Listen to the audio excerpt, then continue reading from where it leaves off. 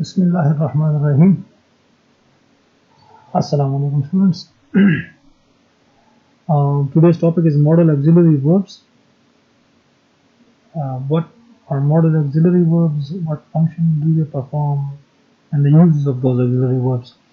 We have already discussed in the class that there are main verbs or action verbs, and then there are helping verbs or auxiliary verbs. Now in auxiliary verbs, we have three primary auxiliaries, which contains the three do, be, and have, which I have discussed in detail, and then we have the modal auxiliaries, words such as can, could, will, would, shall, should, may, might, must, and ought to, etc. So these are the modal auxiliaries which we would be discussing, and the uses of these modal auxiliaries. So a verb is that part of a speech that expresses action, condition, or being. Verbs change form to indicate person, number, tense, voice, and mood.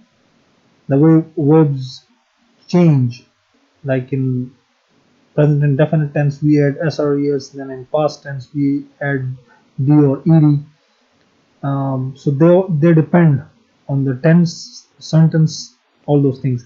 The main verb of a sentence is often preceded by one or more auxiliary or helping verbs which together form a complete verb, but it is not necessary that a main verb should always be preceded by an auxiliary. In sentences of present indefinite, we do not need any auxiliary with the main verb. We use auxiliary only when there is no main verb. So auxiliary verbs include forms of have, has, have, and had, and be, as well as the 9 modal auxiliary verbs. Can, could, all these are the examples of modal auxiliaries. Now let's see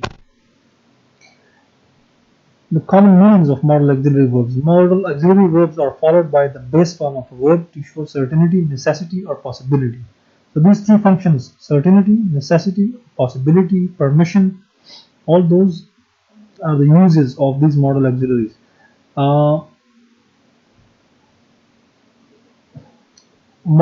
Modals and the verbs that follow do not change form to indicate tense or take an s ending.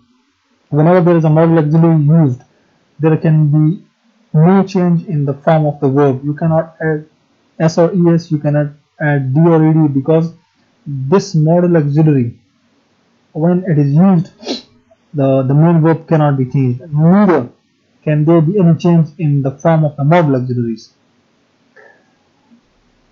All modal auxiliaries verb can be used in the present, but only could, would, should, and might can be used in the past. It is not necessary that you use could, would, should, and might only in the past, but they can be used in the past. You could also use them in the present tense, right?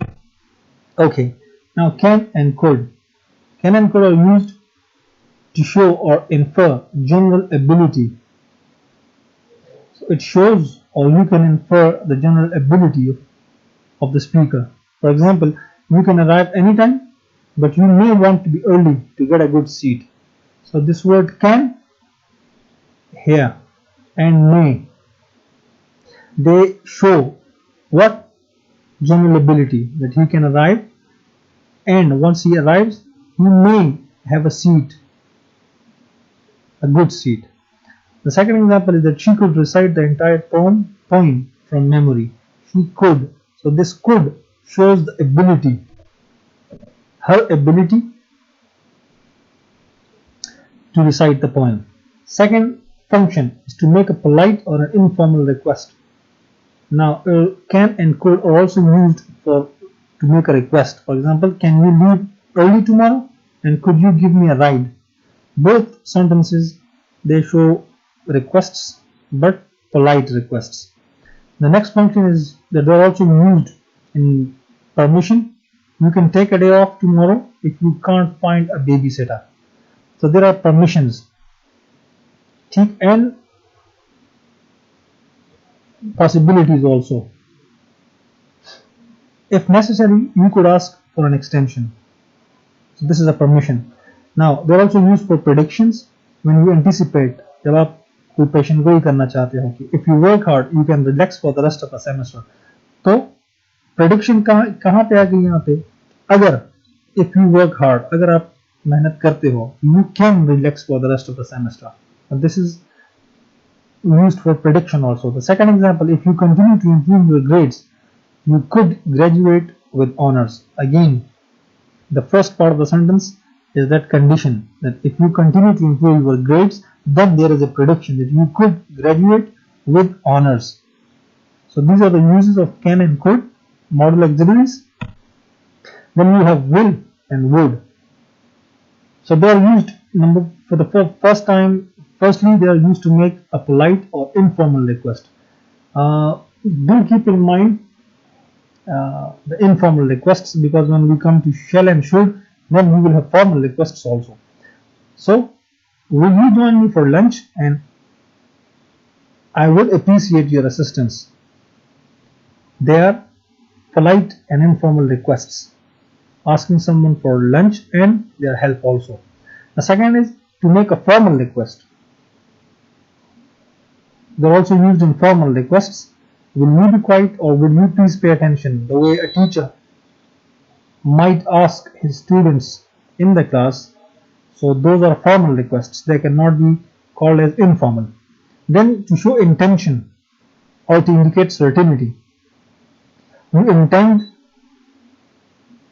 something, or you want to show certainty when you are certain about something, like he will arrive at the beginning of the concert. And the second, they would be the first students to register for the workshop. So in these two sentences, intentions and certainty is also shown. The way certainty, like if you take this sentence as a sentence of future tense, the first sentence, so it shows his certainty that he will be there at the beginning of the concert.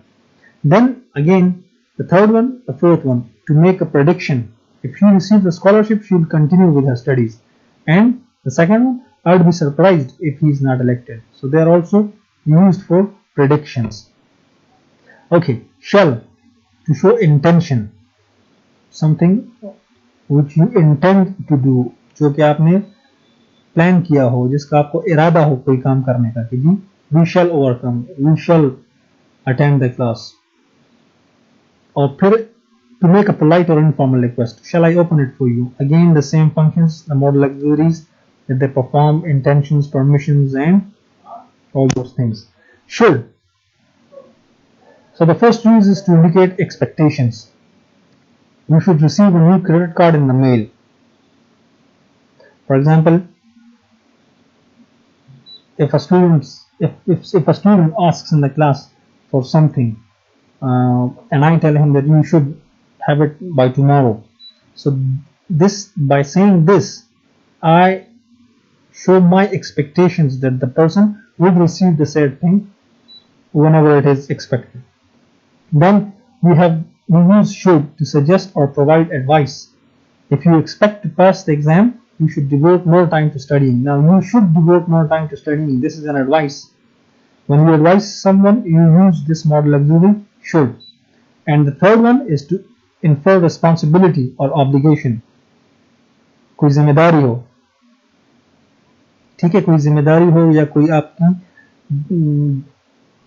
कोई responsibility आपको दी गई हो उसको, कि we should work together to protect the environment, हमें माहौल को बचाने के लिए मिलकर काम करना होगा. Now this is an obligation. So should is used to express what? Expectations, used for advice and responsibility and obligation. Then we have may or might. May or might, also the same, almost the same functions, but slightly different. The first one is to make a formal request. May I speak with you in my office? And you might want to reconsider your request. Now, may is used in situations, or might also used in situations where the request, if it is used for requesting something, the request should be formal request, not informal, right? Then to request permission, may I leave the class early today? or might I have a word with you. Now these are permissions, but again, the difference between can and may in such sentences where there is permission is the situation. One is informal, the second one, this may or might, is formal, or to be more respectful. We also say that may or might, although they perform the same function, but might, which is also referred to as the second form of may, is used to show your politeness comparatively in a higher degree compared to can and could. Then it is also used to show possibility. I may want to schedule at least one more appointment, or we might attend the next meeting. So in these sentences, the word may and might, they show possibility that it is possible that I might do or might not do something. That is possibility. And then again, the fourth is to make a prediction. If we cooperate with the opposition, it may be to our advantage. And the second, I might get there late, but I'll be in the class tomorrow. So there is a prediction that I might be late. It is not necessary that he will be late, but there is a prediction. So these are the functions which are performed by may and might as modal auxiliaries. And then must, it indicates necessity, कि we must respond as soon as possible. ज़रूरत, यहाँ पे possibility और predictions और वो चीज़ें नहीं है, बल्कि जब आप किसी बात पे stress करते हो, emphasize करते हो, force करते हो, उसकी intensity पे आप जोर देते हो, necessity पे, तो फिर हम आप इस्तेमाल करते हो must. और फिर लॉजिकल assumption, जब आप कोई चीज एज्यूम करते हो, फर्ज करते हो और लॉजिकली करते हो, मतलब ऐसे नहीं है कि कोई भी आप फर्ज कर लो कोई बात, जो बात आप फर्ज करते हो उसके पीछे कुछ ऐसे फैक्टर्स होते हैं कि जिनकी बुनियाद पे आप वो बात करते हो. मिसाल के तौर पे कि since she is not at her desk she must have already left for the day. अब she must have already left, ये assumption है कि वो जा चुकी होगी, लेकिन ये assumption ऐसे ही नहीं आई. ये फर्स्ट पार्ट अगर आप देखो, since she is not at her desk, तो इस फर्स्ट सेंटेंस ये वो लॉजिकल assumption है जिसकी बेस पे हमारी ये बात आई कि she must have already left. So these are the functions performed or the uses of modal auxiliaries. More examples and practice. The more you practice these things in your writings, in your reading, the more you come across these things, the more you will be able to use them efficiently and